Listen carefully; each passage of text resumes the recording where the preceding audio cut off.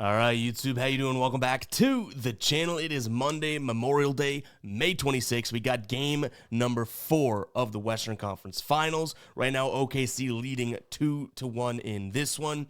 In this video, I'm going to dive into this game. I'm going to give you my prediction on the side. I'll give you my prediction on the total. We'll talk about any other plays like player props that we like within the game as well. But as always, guys, keep an eye down on the pinned comment of this video. That'll take you to all of my final plays. So I'm actually rolling with myself. If that does interest you, if you do want to fade me, all absolutely free down in the pinned comment. All right, YouTube, how you doing? Welcome back to the channel. I tell you guys I'm a dummy all the time. They don't suck. They've just been sucking. Get them down to -3 for more juice than Jose Canseco in his prime. Tell me you're new without telling me you're new. So don't go jumping down my throat in the comments, right? If you want to fade me, or if you do want to ride me, this still leaves a bad taste in my mouth, right? And remember, more chins, more wins. All right, we didn't have a video yesterday, so the last video that we had was for game number 3 in this one, and we go 1-1. I know it's tiny on your screen, but we had the Timberwolves first quarter plus the 0.5. That was a nice cash there as they won the first quarter and dominated that game. And then we had a same game parlay that we may be, I don't want to tease anything here or spoil anything, but we may be rolling something similar back today because we had Julius 15 plus, Ant 20 plus, then Shea 25 plus. Shea finished with 14 and rode the bench for the second half. So I did like that look, and I do think that there's some opportunity for a same game parlay in this one, which kind of brings me to the point of following me on Instagram at EvPicks. I might be posting a same game parlay over there today. I'll also post it with the final play so you guys can see it. But yeah, follow me over on Instagram at EvPicks. I think there's a lot of value with same game parlays in this matchup. But yeah, guys, go ahead and hit that like button, hit that subscribe button as well. Make sure you're dropping your favorite plays down in the comments. You are helping out a ton of people. And if you find a play that you like in the comments and you roll with it, let that person know. Give them their flowers, right? You know, the credit that they deserve. Let's go ahead and dive into this one. So like I said, right now OKC is up 2-1. They got spanked last time out. And the last time they did kind of, you know, lose a heartbreaking game, that one was against Denver in game number 1. They bounced back and absolutely spanked Denver, right? And then they lose game number 3 and they bounce back and beat Denver. So I do think that this Thunder team has a nice sort of bounce back play setting in a sense. Like they see opportunities and they say, all right, let's go do this, right? So I do think OKC wins this game. -145 right now is the odds that I'm seeing. That's not all that crazy. Like I do think that they are the better team. My concern is if Timberwolves, you know, if they're going to be this very good team at home and all that in this series, then, you know, we haven't necessarily seen if that's going to be the case or not, right? So it's almost like you're gambling on the gamble at that point because Minnesota looked phenomenal at home. But what if that was the one game that they had to win? And then, you know, back in game number 4 here, they're just back to being the team that we saw in games 1 and 2, which was clearly an outmatched team. I'm probably leaning towards taking the risk of saying, yeah, Thunder -3 because of the situation that they're in, because they lost that game 3 so bad. I don't think that you're going to get better odds or a better line with the Thunder for the remainder of the series, right? At 3 here. I know that Timberwolves was game number 2. It was only like 2.5, and then it moved to 3 as well. But point being, that line didn't even move, and they lost by 42 points.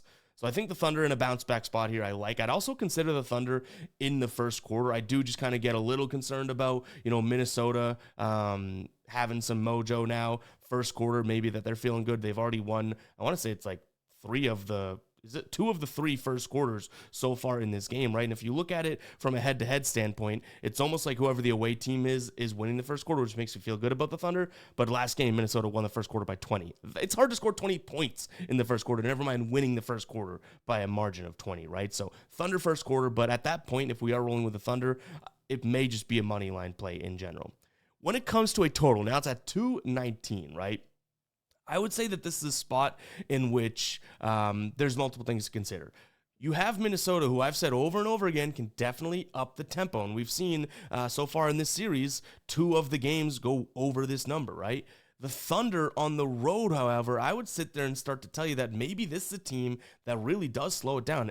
On the season, they only hit the over in 51% of games, you know, on the road. This is a very fast-paced, very transition-esque team. So for the first time, and maybe I'll sound the psycho alert alarm, because after Minnesota scores, you know, scores 140 and they beat the Thunder by 40 something, like I do think that this could be a spot in which things slow down, but maybe that's the crazy take. Maybe it's the Thunder are thinking we have to run. That's an advantage for us in this one and that type of thing. So I'm going to lean under, but I also do like the Thunder money line. I would say compared to the Thunder and under, and that's tough to say 10 times quick, I would probably say that money line play is something that I like a little bit more. Now, before we do get into player props, I have a couple that I want to touch on here. I want to talk to you guys about Sleeper because they have a J-Dub. Jalen Williams, 0.5 points line for tonight. And if you sign up today as a new customer, you're also going to get a 100% deposit match up to $100. If you throw in $100, they give you a free $100. You throw in 50, you get a free 50. You double up right then and there, and you're on your way to having a nice little bankroll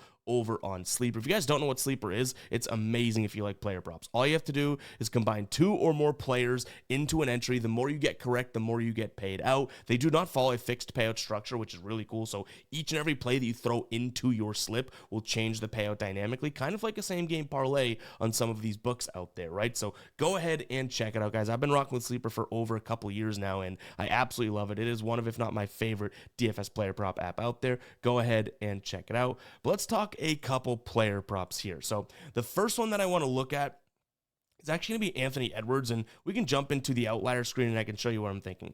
I don't mind the idea of his rebounds plus assists. He's hit this in 7 of his last 10, averaging 14.2, and check this out, against the Thunder, dating back to, early this season, 14, 17, 21. He came up shy with just 12, but even in this game, just 7 potential assists and 13 rebound chances. In this series, what was that? That was game number 1, right? He had a bad game overall. The dude couldn't score. He couldn't shoot. He did grab 9 rebounds, though, on, again, 13 rebound chances. And then last game, 15 and 15. He has been crushing it. You look at the point guard position, which Anthony Edwards is kind of the pseudo point guard. We can even say shooting guard, but it doesn't help the argument as well. But a guy with the ball in his hands a ton, he's going to get that rebound and go. And again, if transition is key in this, you're going to see Anthony Edwards crash the glass, get the ball, and run to kind of keep up with the Thunder. So for him to hit in 5 of his last 6 games, I do like the spot here for Anthony Edwards. Kind of considered the idea of his threes, but to me, just has been too kind of spotty shooting. And by the way, guys, the tool that I'm using is Outlier. I'll also have a link in the description for that 7-day free trial. And same thing with his points. 2 30-point games back-to-back. I get a little concerned that we might potentially see this 18er type of thing where they kind of lock him up. So at 27.5, I actually started to think about his under, but at home, in a game in which they could even up the series, I'd need to see plus money in terms of odds here for Anthony Edwards' under. So I think I land on his rebounds plus assists. And next, I kind of look at his teammate here, Julius Randle. Now, like I said, there's definitely potential for a same-game parlay in this game. So maybe instead of these straight plays, we end up rolling with some sort of a player prop parlay where we cut some of these lines down, but I'm not afraid. I know we took his over 19.5 right here, right? When he scored 6 points, he played 32 minutes, shot 18% from the field. He made 0 threes compared to his 5 the night previous. But I do think this 24 points, even though it was a blowout win, we could see something similar to that. He only played 29.9, so almost 30 minutes, but under 30 minutes in that game. And look at what he's done in the playoffs so far. We've seen Julius Randle look very, very good head-to-head against this Thunder team. It's been up and down. I get it, but playoff-wise, he's looked pretty good. 2 of the 3 playoff games. So I do sit here, and actually, if we take a peek at his home games, right?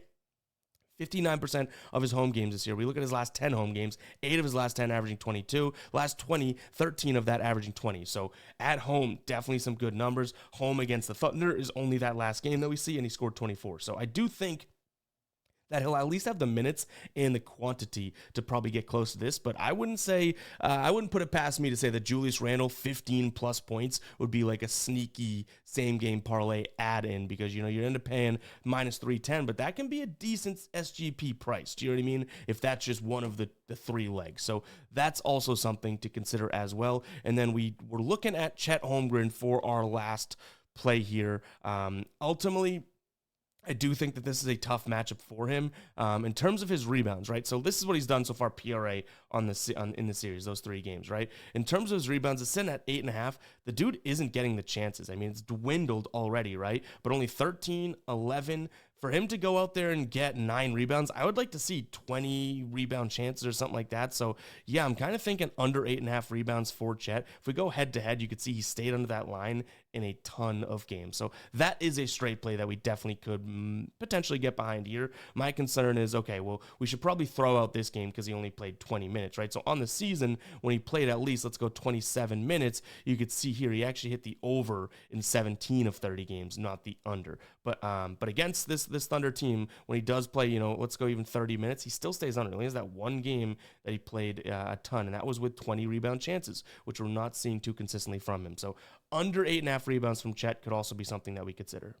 And guys, I think it's going to wrap it up for today's show. Hopefully you guys did enjoy. If you did, go ahead, hit that like button, hit that subscribe button as well. Let me know in the comments, do you think that that was a one-off type of a game from Minnesota? This has got to be before the game because no one can comment after the game knowing what happened. Do you think that was a one-off game from Minnesota, or was them showing the Thunder that, hey, we're here to play, and this series is not going to be over as quick as you think? Do you think that was a real game, or do you think that was maybe just like, oh, we're back home, this is the game to win?